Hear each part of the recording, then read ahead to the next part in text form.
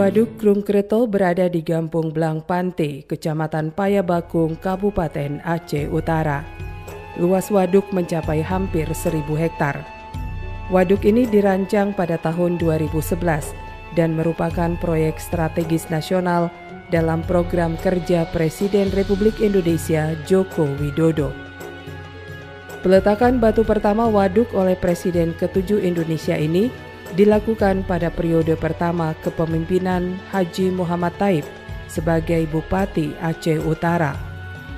Waduk Krungkreto memiliki multifungsi, seperti mengurangi risiko bencana banjir tahunan di wilayah tengah Kabupaten Aceh Utara yang dihuni oleh 500.000 jiwa.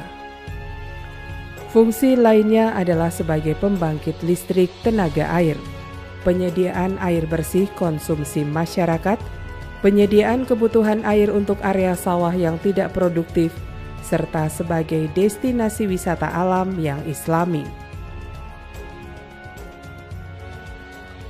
Fungsi penting Waduk Krungkreto adalah akan memasok air untuk 9.500 hektar sawah produktif. Waduk Krungkreto diharapkan akan menyediakan sumber air bersih untuk masyarakat di Kabupaten Aceh Utara dan Kota Lok Semawe. Waduk ini ditargetkan dapat berfungsi pada pertengahan 2023 dan akan dibangun jaringan irigasi serta perbaikan tanggul sungai terconnecting dengan beberapa sungai di wilayah tengah Aceh Utara.